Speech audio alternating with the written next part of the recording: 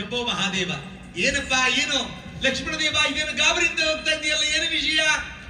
ಸ್ವಾಮಿ ಸ್ವಾಮಿ, ಇಲ್ಲಿ ಪಕ್ಕದಲ್ಲಿ ಆ ಬಿದಿರಿನ ಇಂಡಲಿತ್ತಲ್ಲ, ಅಲ್ಲಿ ನಾನು ಈ ಖಡ್ಗ ಯಾವುದು ಸಿಕ್ಕಿತು, ಇದರ ಹರಿತವನ್ನು ನೋಡಬೇಕೆಂದು ಕಡಿದ ತಕ್ಷಣ ಹಾ ಎಂಬ ಚಿತ್ಕಾರ ಕೇಳಿಸಿತು, ರಕ್ತಧಾರಿಯಾಗಿ ಹರಿಯುತ್ತಿದೆ.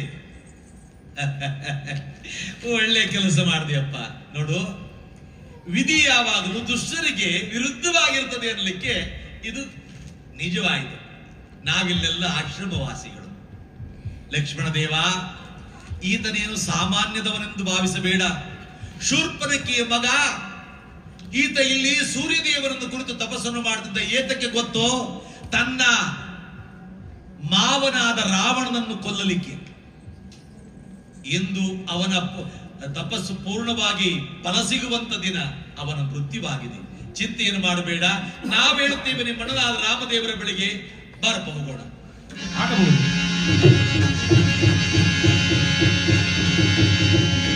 ಅಣ್ಣ ಅಣ್ಣ, ತೆಗೆದುಕೊಳ್ಳೋಣ, ಇಲ್ಲಿ ಕೆಳಗೆ ಹಾಕಿದ್ದೇನೆ. ಅಣ್ಣ, ಒಂದು ಘಟನೆಯಾಗಿತ್ತು. ನಾನು ಬಿದಿರಿನ ಕಡೆಯಲ್ಲಿ ಹೋದಾಗ ಅದರಲ್ಲಿ ಶೂರ್ಪನಖಿಯ ಮಗನಂತೆ ರಕ್ಕಸ ಶಂಭುಕುಮಾರನಂತೆ ಆತನು ತಪಸ್ಸನ್ನು ಮಾಡುತ್ತಿದ್ದ. ಖಡ್ಗ ದಾರಿಯನ್ನು ಪರೀಕ್ಷಿಸಲು ನಾನು ಖಡ್ಗದಿಂದ ಬೀಸಿದಾಗ ಅವನು ಸತ್ತು ಹೋದನನ್ನ. ಲಕ್ಷ್ಮಣ, ಎಂತ ಕಾರ್ಯವನ್ನು ಮಾಡಿದೆಯಪ್ಪ? ನಮಗೆ ಎಚ್ಚರಿಕೆ ಇರಬೇಕು. ಆತ ದುಷ್ಟನೋ ದುರ್ಮಾರ್ಗಿಯೋ ಅದು ಮುಖ್ಯವಲ್ಲ. ನಮ್ಮ ಅಜಾಗರೂಕತೆಯಿಂದ ಅವರು ಸತ್ತಾಗ ಬೇರೆಯವರು ಯಾರಾದರೂ ಇದ್ದಿದ್ದರೆ ಏನಾಗುತ್ತಿತ್ತೆಂಬುದನ್ನು ವಿಚಾರ ಮಾಡಿದೆಯಾ? ನೋಡಿದೆಯಾ ನೀನು ಎಂತ ಕಾರ್ಯವನ್ನು ಮಾಡಿದೆ? ಮುಂದೇನು ದಾರಿ ಮಾಡಿಕೊಡ್ತದೆಯೋ ಕಾಣನಲ್ಲ. ರಾಮದೇವ, ರಾಮದೇವ, ಬರ್ತಾ ಇದ್ದೇವೆ, ಬರ್ತಾ ಇದ್ದೇವೆ. ಸ್ವಾಮಿ ರಾಮದೇವ, ಒಳ್ಳೆ ಕಾರ್ಯವನ್ನು ಮಾಡಿದೆ. ಗುರುದೇವ ನಮೋ. ಶುಭವಾಗಲಿ, ಶುಭವಾಗಲಪ್ಪ. ನಿನ್ನ ತಮ್ಮ ಒಳ್ಳೆ ಕಾರ್ಯವನ್ನೇ ಮಾಡಿದ್ದಾನೆ. ಏಕೆಂದರೆ ಅವನು ಶೂರ್ಪನಖಿಯ ಮಗ. ಅಯ್ಯ, ಈ ದಂಡಕಾರಣ್ಯದಲ್ಲಿ ಅವರ ಆವಳಿ ಅಷ್ಟಿಷ್ಟಲ್ಲ. ಶೂರ್ಪನಖಿ ಜನಸ್ಥಾನ ಅಂತ ಒಂದಿದೆ. ಆ ಜನಸ್ಥಾನದಲ್ಲಿ ಅಲ್ಲಿ ಕರ, ದೂಷಣ, ತ್ರಿಶಿರ ಎಂಬ ರಾಕ್ಷಸರಿದ್ದಾರೆ, ಮಹಾಕ್ರೂರಿಗಳು.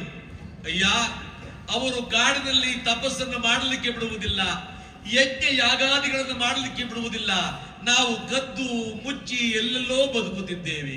ಆ ದುಷ್ಟರ ಕಡೆಯಿಂದ ನಮಗೆ ರಕ್ಷಣೆ ಇಲ್ಲ. ರಾಮದೇವ, ನೀವು ಬಂದಿದ್ದೀರಾ, ಹೇಗಾದರೂ ಮಾಡಿ ಅವರನ್ನ ಈ ಕಾಡಿನಿಂದ ತೊಲಗಿಸಿ ಇಲ್ಲಿಂದ ಋಷಿ ಮುನಿಗಳಿಗೆ ನೀವು ತೊಂದರೆಯನ್ನು ತಪ್ಪಿಸುತ್ತೀರೆಂದು ಭಾವಿಸಿದ್ದೇನಪ್ಪ. ಸಾತ್ವಿಕರೇ, ನಿಮ್ಮ ನೋವೇನೆಂಬುದು ಅರ್ಥವಾಗುತ್ತದೆ. ಆಗಲಿ, ನಾನಿಲ್ಲಿಯೇ ಪರ್ಣಶಾಲೆ ನಿರ್ಮಿಸಿಕೊಂಡು ಬಹುಕಾಲ ಇಲ್ಲಿಯೇ ವಾಸ ಮಾಡಬೇಕೆಂದು ತೀರ್ಮಾನ ಮಾಡಿದ್ದೇನೆ. ಆ ರಕ್ಕಸರು ಬಂದರೆ ನಾನು ಅವರಿಗೆ ತಕ್ಕ ಶಾಸ್ತಿಯನ್ನು ಮಾಡುತ್ತೇನೆ. ಧೈರ್ಯವಾಗಿ ನಿಮ್ಮ ಕಾರ್ಯವನ್ನ ಮುಂದುವರಿಸಿ. ಏಕೆಂದರೆ ಸಜ್ಜನರಿಂದ ಲೋಕವುದ್ಧಾರವಾಗ್ತದೆ.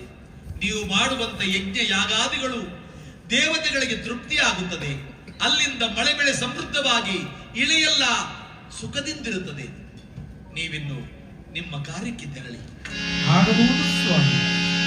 ಲಕ್ಷ್ಮಣ, ಎಚ್ಚರಿಕೆಯಪ್ಪ. ಏಕೆಂದರೆ ಈಗ ರಕ್ಕಸಿಯ ಮಗ ಮಡಿದಿದ್ದಾನೆಂದು ಪ್ರತಿಕಾರವನ್ನು ತೀರಿಸಿಕೊಳ್ಳುವವಳು ಸಜ್ಜಾಗಿಯೇ ಆಗುತ್ತಾಳೆ. ನಾವೆಲ್ಲ ಮೈಯೆಲ್ಲ ಕಣ್ಣಾಗಿರಬೇಕು. ನಾನಿಲ್ಲಿರುತ್ತೇನೆ ಪರ್ಣಶಾಲೆಯಲ್ಲಿ, ನೀನು ಎಚ್ಚರಿಕೆಯಿಂದಿರು. ಆಗಬಹುದು ಅಣ್ಣ.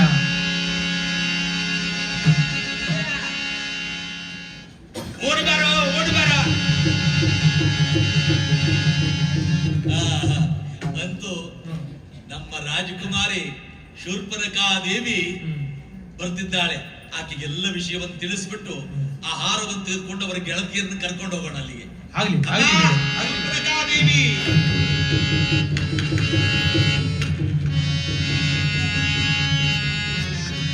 ಬಂದಾಳಂದದಿ ತೈ ತೈ ನಗದಿಮ್ಮೆ ಮುದಲಿತ ಬಂದಾಳಂದದಿ.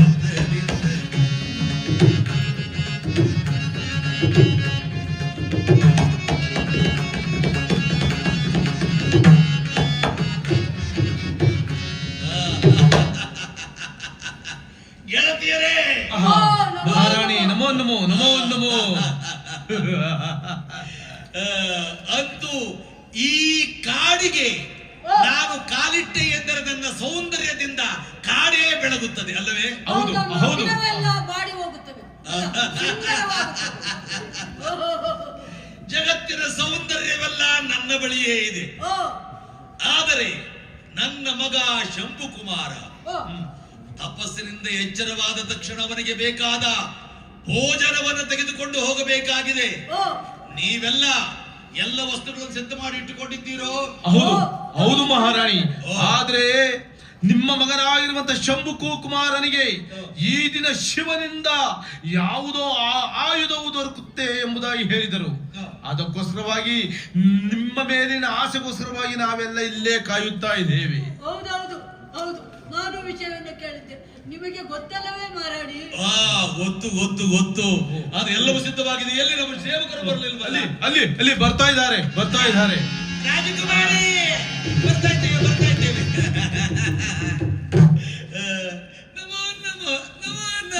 ನಮೋ ಮಹಾರಾಣಿ. ನಿಮಗೆ ಶುಭವಾಗಲಿ. ಯಾವಾಗಲೂ ನೀವು ನನ್ನ ಬಗ್ಗೆ ಅತಿಯಾದ ಪ್ರೀತಿಯನ್ನು ಹೊಂದಿದ್ದೀರಾ. ಎಲ್ಲ ಕಾರ್ಯಗಳನ್ನು ನೀವೇ ಮಾಡಿಕೊಡುತ್ತೀರಾ. ಗೆಳೆಯರೇ, ಮಹಾರಾಣಿ ಹೋಗೋಣವೇ ನನ್ನ ಮಗನನ್ನು ಎದುರುಗೊಳ್ಳಲಿಕ್ಕೆ? ಆಗಲಿ, ಸಿದ್ಧವಾಗಿದ್ದೀರಾ? ಹೌದು ಮಹಾರಾಣಿಯವರೇ. ಬನ್ನಿ ರಾಜಕುಮಾರಿ, ಬನ್ನಿ.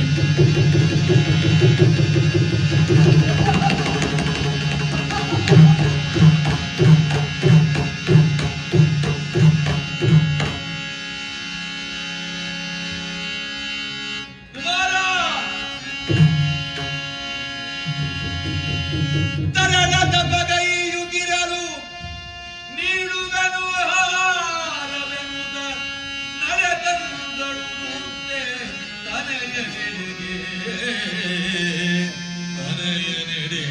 ಕುಮಾರ ಹ! ಅಯ್ಯೋ ಮಗನೇ ಕುಮಾರ, ಏನಾಯ್ತಪ್ಪ? ಗೆಳತಿರೇ, ನೋಡಿದ್ರೆ ನನ್ನ ಮಗನನ್ನು ಯಾರು ಕೊಂದಿದ್ದಾರಲ್ಲ. ಅಯ್ಯೋ ಶಂಭುಕ, ಪ್ರಾಣವನ್ನು ಬಿಟ್ಟಿರುವೆಯಾ? ಯಾರು ಕೊಂದವರು ತಿಳಿಯಲಿಲ್ಲವಲ್ಲ ಮಗನೇ. ಅಯ್ಯೋ ಮಗನೇ, ಈಗಾಯ್ತೆ ನಿನ್ನ ಮರಣ. ಅಯ್ಯೋ ಮಗನೇ, ಈಗಾಯ್ತೆ ನಿನ್ನ ಮರಣ. ಬರುವೆನು ಎನ್ನುತ್ತ ವರವ ಪಡೆಯಲೆಂದು ಉರುಳರು ತರಳನೆ ಹೋದರೆ ಮಗನೇ ನಗದಯ್ಯ, ಹೀಗಾಯ್ತೆ ನಗದಯ್ಯ. ಅಯ್ಯೋ ಮಗನೇ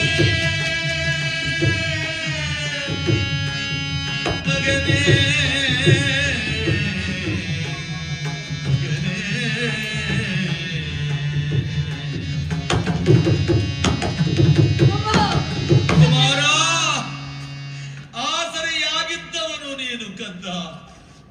ನನಗೆ ಆಸರೆ ನೀನೇ. ನನ್ನ ಅಣ್ಣನಾದ ರಾವಣೇಶ್ವರನು ನನ್ನ ಪತಿಯನ್ನು ಕೊಂದಾಗ ನೀನಿನ್ನು ಸುಳೆ ಕಂದ. ನನ್ನಣ್ಣನ ಮೇಲೆ ಸೇಡು ತೀರಿಸಿಕೊಳ್ಳಬೇಕೆಂದು ನಾನು ಪ್ರತಿಭಟಿಸಿದಾಗ ನನಗೆ ದಂಡಕಾರಣ್ಯವನ್ನು ಬಿಟ್ಟುಕೊಟ್ಟು ಜನಸ್ಥಾನವನ್ನ 14,000 ಜನ ರಾಕ್ಷಸರು ನನ್ನ ಕೈಯಾಳಾಗಿ ಮಾಡಿ ಇಲ್ಲಿಗೆ ಕಳಿಸಿಕೊಟ್ಟ. ನೀನು ವರವನ್ನು ಪಡೆದವನ್ನು ಗೆದ್ದು ಈ ಸಕಲ ಪೃಥ್ವಿಗೆ ಅಧಿಪತಿಯಾಗುತ್ತೇನಮ್ಮ ಎಂದು ಹೇಳಿದ್ದೀಯಲ್ಲಪ್ಪ. ಮಗನೇ ಮಾತಾಡು.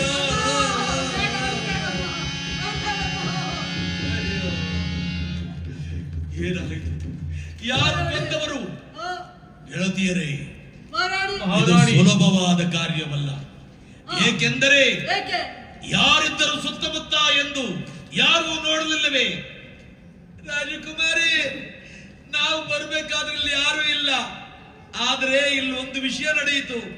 ನಾವು ನಿಮ್ಮನ್ನು ಹುಡುಕೊಂಡು ಬರ್ತಾ ಇದ್ವಲ್ಲ, ಬರುವಾಗ ಈಗ ತಾನೇ ಇಬ್ಬರು ನೋಡಿದರೆ ದೀರ್ಘ ಬಾವುಗಳಾಗಿದ್ದಾರೆ, ನಾರುಮಡಿಯನ್ನು ಹಾಕೊಂಡಿದ್ದಾರೆ, ಬಿಲ್ಲು ಬಾಣಗಳನ್ನು ಹಿಡ್ಕೊಂಡಿದ್ದಾರೆ. ಇಲ್ಲಿ ಪರ್ಣಶಾಲೆಯನ್ನು ನಿರ್ಮಾಣ ಮಾಡ್ತಾ ಇದ್ರು. ಅವರಿಬ್ಬರನ್ನ ಬಿಟ್ಟರೆ ಇನ್ಯಾರಿಲ್ಲ. ಋಷಿ ಮುನಿಗಳು ಇಲ್ಲಿ ಅಡ್ಡಾಡುವುದೇ ಇಲ್ಲ ಭಯದಿಂದ. ಹಾಗಾದರೆ ನನ್ನ ಮಗನನ್ನು ಕೊಲ್ಲಲಿಕ್ಕೆ ಸಾಮಾನ್ಯರಿಂದ ಸಾಧ್ಯವಿಲ್ಲ. ಏಕೆಂದರೆ ಅತುಲ ಪರಾಕ್ರಮಿಯವನು, ಜಗದ್ವಿದ್ಯ. ಅವನನ್ನು ಗೆಲ್ಲಬೇಕಾದರೆ ಅರನೇ ಬರಬೇಕು.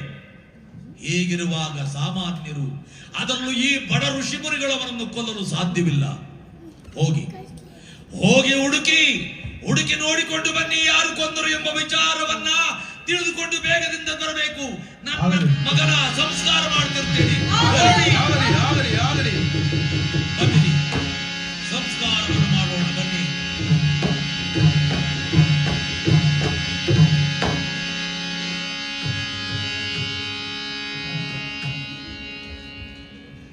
ರಾಜಕುಮಾರಿ,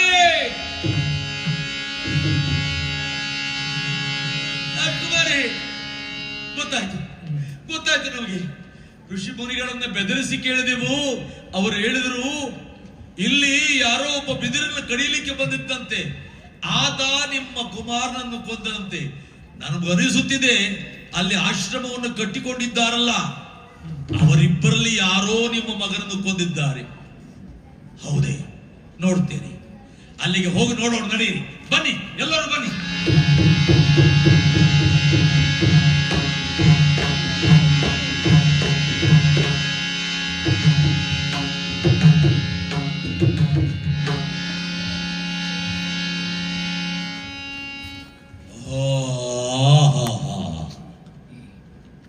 ಗೆಳತಿಯರೇ, ಪರ್ಣಶಾಲೆಯ ಬಳಿಯಲ್ಲಿ ಜಗದ ನಾರಿಯರೆದೆಗೆ ಉಬಾಣವ ಬಿಟ್ಟು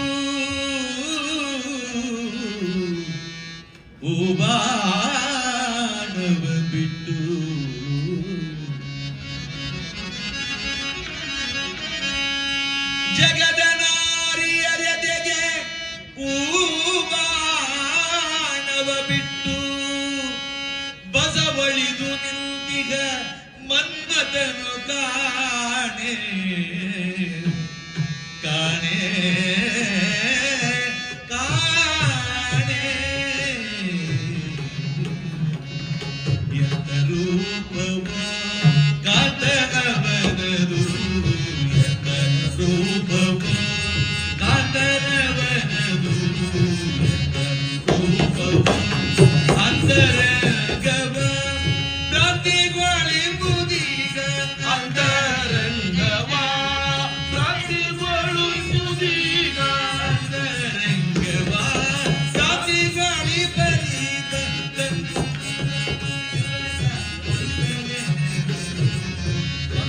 ರೂಪವ ಕಾಂತಲಿ ಬನದು, ರೂಪವ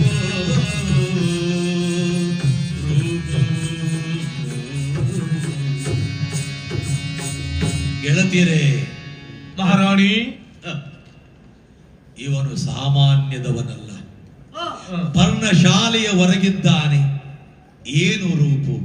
ಜಗತ್ತಿನ ಎಲ್ಲ ನಾರಿಯರ ಮೇಲೆ ಹೂಬಾಣವನ್ನ ಬಿಟ್ಟು ಆಯಾಸವಾಗಿ ಸ್ವಲ್ಪ ಕಾಲ ವಿಶ್ರಾಂತಿಯನ್ನು ಪಡೆಯಬೇಕೆಂದು ಈ ಆಶ್ರಮಕ್ಕೆ ಬಂದಿರುವ ಮನ್ಮಥ ಎಂದು ಕಾಣ್ತಾ ಇದೆ. ಹೌದೇ? ಇಂಥ ರೂಪವಂತನಾದ ಪುರುಷನನ್ನ ನಾನು ಮತ್ತೆ ವರಿಸಿ ಮತ್ತೊಬ್ಬ ಮಗನನ್ನ ಪಡೆಯಬೇಕು. ಅಮ್ಮ, ಮಹಾರಾಣಿಯವರೇ, ಆದರೆ ನಿನ್ನ ಮಗನನ್ನು ಕೊಂದವನ ಶಿರವನ್ನು ಕಡಿಯುತ್ತೇನೆ, ಇಲ್ಲದೆ ಹೋದರೆ ನುಂಗುತ್ತೇನೆ ಎಂಬುದಾಗಿ ಬಂದು ಆತನ ರೂಪು ಲಕ್ಷಣಗಳನ್ನು ನೋಡಿ ಮನಸೋತುತ್ತಾ ಇರುವೆಯಲ್ಲ, ಕಾರಣ ಏಕೆ ತಾಯಿ? ಇಲ್ಲ, ಅವನನ್ನ ತಿನ್ನುವುದಲ್ಲ, ಅವನ ಜೊತೆಯಲ್ಲಿದ್ದಾರಲ್ಲ ಅವರನ್ನೆಲ್ಲ ತಿನ್ನುತ್ತೇನೆ. ಇವನನ್ನ ಗಂಡನನ್ನ ಮಾಡಿಕೊಂಡು ಆನಂದದಿಂದ ಅವನನ್ನ ಸಂಘವನ್ನು ಮಾಡಿ ಅವನಿಂದ ಒಂದು ಪುತ್ರವನ್ನು ಪಡೆದು ಆಮೇಲೆ ತಿನ್ನುತ್ತೇನೆ. ಮೋಸದ ವಿದ್ಯೆಯನ್ನು ಮಾಡಿ ಅವನಲ್ಲಿ ವರಿಸಿ ಅನಂತರ ಮಗನನ್ನು ಪಡೆದು ಆಹಾರ ಮಾಡಿಕೊಳ್ತಾ ಇದೆಯಾ? ಭಲೆ ಭಲೆ, ಒಳ್ಳೆ ಉಪಾಯ ಇದು. ಒಳ್ಳೆ ಉಪಾಯವೇ. ಆದರೆ ಈಗ ನಾನು ಒಂದು ಸುಂದರವಾದ ರೂಪವನ್ನು ಧರಿಸಿಕೊಂಡು ಹೋಗುತ್ತೇನೆ. ಏಕೆಂದರೆ ಅವನಿಗೆ ಆನಂದವಾಗಬೇಕು. ಈ ರೂಪಿನಲ್ಲಿ ಚೆನ್ನಾಗಿ ಕಾಣುತ್ತೇನೆ ನಾನು. ತುಂಬಾ ಚೆನ್ನಾಗಿ ಕಾಣ್ತೀರಮ್ಮ. ರಾಜಕುಮಾರಿ, ಮೂಗು ಸ್ವಲ್ಪ ಮೇಲಕ್ಕೆ ಬಂದ್ಬಿಡುತ್ತೆ. ಇದು ಸ್ವಲ್ಪ ಕೆಳಗೆ ಮೂಗು ಬಂದು ಬಿಟ್ರೆ ತುಂಬಾ ಚೆನ್ನಾಗಿ ಕಾಣ್ತೀರ. ಏನು ಮಾಡಲು ಮೂಗು ಏತಕ್ಕೆ ಮೇಲಕ್ಕೆ ಹೋಗಿದೆ ಗೊತ್ತೇನು? ಮನುಷ್ಯರನ್ನ, ಸನ್ಯಾಸಿಗಳನ್ನ, ಸಾಧುಗಳನ್ನು ಹಿಡಲಿಕ್ಕೆ ವಾಸನೆಯನ್ನ ಮೂಸಿ ಮೂಸಿ ಮೂಸಿ ಮೂಗು ಮೇಲಕ್ಕಾಗಿ ಬಿಟ್ಟಿದೆ. ಆದ್ದರಿಂದ ಈಗ ನಾನು ಇಚ್ಛಾರೂಪಿಣಿ ಬೇಕಾದ ರೂಪವನ್ನು ಧರಿಸಿಕೊಂಡು ಬರುತ್ತೇನೆ. ಆದ್ದರಿಂದ ನಾನು ಇನ್ನೊಂದು ರೂಪವನ್ನು ತೆಗೆದುಕೊಂಡು ಬಂದು ನೋಡು ನನ್ನ ರೂಪವನ್ನು.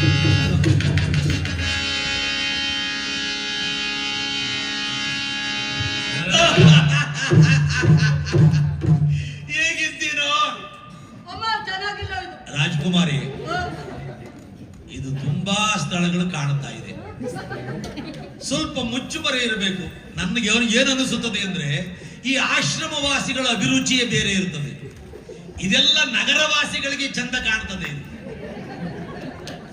ಆಶ್ರಮದಲ್ಲಿರುವವರಿಗೆ ಸ್ವಲ್ಪ ಮುಚ್ಚಿಕೊಂಡರೆ ಚಂದ ಕಾಣ್ತದೆ ಎಂದು ನನ್ನ ಭಾವನೆ. ಆದ್ದರಿಂದ ಇನ್ನು ಸ್ವಲ್ಪ ಸ್ವಲ್ಪ ಬದಲಾವಣೆ ಮಾಡ್ಕೊಳ್ಳಿ. ಇನ್ನು ಸ್ವಲ್ಪ ಬದಲಾವಣೆ ಮಾಡ್ಕೊಳ್ಳಿ.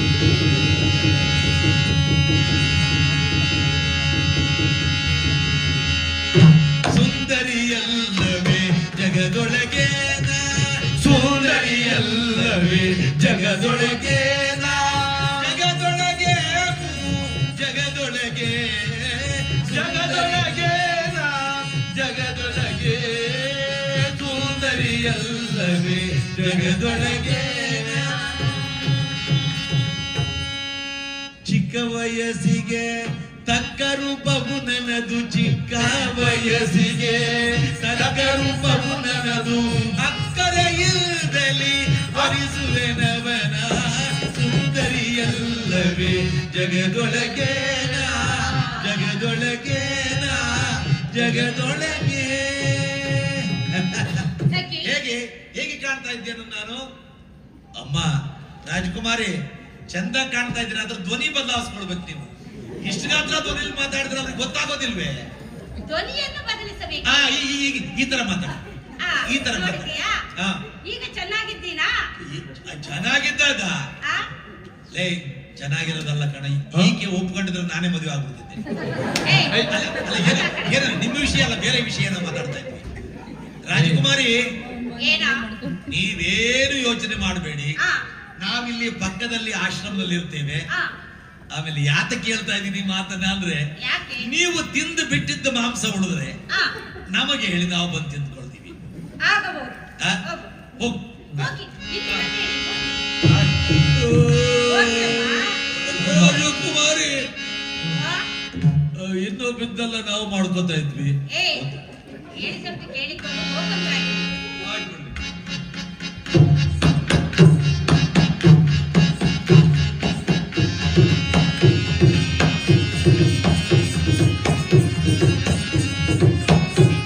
ನೋಡೆ ಇವನದಂದವ ಸುದತಿ ಬೆರೆವೈದಾರಂಗ ನವಿಲುಗಳ ಚಂದ, ನೋಡೆ ಇವನದಂದವ ಆಡುತ್ತಿರುವ ಈ ಹಕ್ಕಿಗಳ ನಲಿದಾಡುತ್ತಿರುವ ಈ ನವಿಲುಗಳ, ಆಡುತ್ತಿರುವ ಈ ಹಕ್ಕಿಗಳ ನಲಿದಾಡುತ್ತಿರುವ ಈ ನವಿಲುಗಳ, ನೋಡೆ ಇವನದಂದವ ನೋಡೆ ಇವನದಂದವ. ಜಾನಕಿ, ಸ್ವಾಮಿ, ಎಷ್ಟೊಂದು ಚಿಗುರು ತುಂಬುತ್ತಿದೆ. ವಸಂತ ಕಾಲ ಆವರಿಸುತ್ತಿದೆ. ಹೌದು. ವನವೆಲ್ಲ ಪಕ್ಷಿ ಸಂಕುಲದಿಂದ ಮೃದುವಾದ ಹೂವಿನ ಮಕರಂದವನ್ನ ಏರಿ ಕೆಲವು ಪುಟ್ಟ ಪುಟ್ಟ ಪಕ್ಷಿಗಳು ಹೇಗೆ ಗಾನವನ್ನ ಆಡ್ತಿವೆ ನೋಡು. ಹೌದು ಸ್ವಾಮಿ, ಆ? ನೋಡಲು ಎರಡು ಕಣ್ಣುಗಳೇ ಸಾಲುತ್ತಿಲ್ಲ ಸ್ವಾಮಿ. ಯಾರು ಬರ್ತಿದ್ದಾರೆ? ಪ್ರಿಯಾ, ನಮೋ ನಮ ಸ್ವಾಮಿ. ಪ್ರಿಯಾ, ಪ್ರಾಣೇಶ್ವರ. ಸ್ವಲ್ಪ ಸ್ವಲ್ಪ ಸ್ವಲ್ಪ ಸ್ವಲ್ಪ ನಿಧಾನ ನಿಧಾನ. ಅಲ್ಲಮ್ಮ, ನೀನು ನೇರವಾಗಿ ಇಲ್ಲಿಗೆ ಬರ್ತಾ ಇದ್ದೀಯಾ? ಆ, ಬಂದು ಪ್ರಿಯಾ ಎನ್ನುತ್ತೀಯಾ, ಪ್ರಾಣೇಶ್ವರ ಎನ್ನುತ್ತೀಯಾ? ನೀನ ಪರಿಚಯ ನನಗಿಲ್ಲ, ನನ್ನ ಪರಿಚಯ ನಿನಗಿಲ್ಲ, ಸುಮ್ಮನೆ ಈ ರೀತಿ ಸಂಬೋಧನೆ ಮಾಡುವುದು. ನೋಡಿ ಪ್ರಿಯ, ನಾನು ದೂರದಿಂದ ನಿಮ್ಮನ್ನು ನೋಡಿದ್ದೇನೆ. ನಿಮ್ಮ ಮೇಲೆ ಇಷ್ಟವಾಯಿತು. ನಾನು ನಿಮ್ಮ ಮೇಲೆ ಪ್ರೀತಿ ಮಾಡಿದ್ದೇನೆ. ನನ್ನನ್ನು ಮದುವೆಯಾಗುವಂತರಾಗಿ. ಇದು ಇತ್ತೀಚೆಗೆ ಸಾಮಾನ್ಯವಾದ ಕಾಯಿಲೆ. ನೋಡಿದ ತಕ್ಷಣ ಪ್ರೀತಿಯಾಗುತ್ತದೆ, ಪ್ರೀತಿಯಾದ ತಕ್ಷಣ ಮೋಹವಾಗುತ್ತದೆ, ಮೋಹವಾದ ನಂತರ ಅಸಹ್ಯವಾಗುತ್ತದೆ. ಹಾಗೇನಿಲ್ಲ ಪ್ರಿಯ, ನಿನ್ನನ್ನು ನೋಡಿ ನಾನು ತುಂಬಾ ಆಸೆ ಪಟ್ಟಿದ್ದೇನೆ. ಇಲ್ಲಿ ಕೋಮಲಾಂಗಿ, ಆಸೆ ಪಡುವುದು ಸಹಜ. ಏಕೆಂದರೆ ಪ್ರಕೃತಿಯಲ್ಲಿರುವಂತ ಎಲ್ಲ ವಸ್ತುಗಳು ನೋಡಲಿಕ್ಕೆ ಸಿಗುತ್ತದೆ. ಪರ್ವತ ಸುಂದರವಾಗಿ ಕಾಣ್ತದೆ, ಅದು ನನಗೆ ಬೇಕು ಎಂದರೆ ಇಟ್ಟುಕೊಳ್ಳಿಕ್ಕೆ ಸಾಧ್ಯ ಆಗ್ತದ? ನದಿಯು ಅದ್ಭುತವಾಗಿ ಹರಿಯುತ್ತದೆ, ಜುಳು ಜುಳು ನಾದವನ್ನು ಮಾಡ್ತಾ ಇರ್ತದೆ, ಅದನ್ನು ನೋಡಿ ಸಂತೋಷ ಪಡಬೇಕೇ ವಿನಃ ಅದು ನನಗೆ ಬೇಕು ಎಂದು ಬಯಸುವುದಲ್ಲ. ಪ್ರಕೃತಿಯ ಎಲ್ಲ ವಸ್ತುಗಳು ಕೆಲವರಿಗೆ ಸಿಗುತ್ತದೆ, ಕೆಲವರಿಗೆ ಸಿಗುವುದಿಲ್ಲ. ಆದರೂ ನಾನು ನಿನ್ನನ್ನು ಏನು ಕೇಳ್ತಾ ಇದ್ದೇನೆ ಅಂದ್ರೆ, ಇಲ್ಲಿಗೆ ಬಂದು ನನ್ನ ಮಾತನ್ನು ಕೇಳಿ. ಅದು ಪ್ರಕೃತಿ, ನೀವು ಪುರುಷ. ಇದು ಸರಿ, ಇದು ಒಪ್ಪಿಕೊಳ್ತೇನೆ ಅಲ್ಲವೇ? ಆದ್ದರಿಂದ ನನ್ನನ್ನು ಮದುವೆಯಾಗಬಹುದಲ್ಲ? ಮದುವೆಯಾಗಬಹುದಾಗಿತ್ತು, ಆದರೆ ನೀನು ಯಾರು ಎಂದು ನನಗೆ ಹೇಳಲಿಲ್ಲವಲ್ಲ. ಓಹೋ, ನನ್ನ ಪರಿಚಯ ಮಾಡಿಕೊಡಲಿಲ್ಲವೇ? ಮಾಡಿಕೊಡ್ತೀನಿ. ಜಗವ ಗೆಲಿದ ವೀರನೆನ್ನಯ ಅಗ್ರಜ, ಮಿಗೆ ಬ್ರಹ್ಮ ಶಿವನ ಆ ಕೃಪೆಯು ಕೈಲಾಸವನೆತ್ತಿದ ವೀರ ಎನ್ನಗ್ರಜ.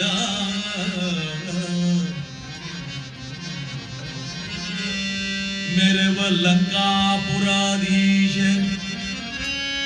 ದಶಕಂದರನ ಸಹೋದರ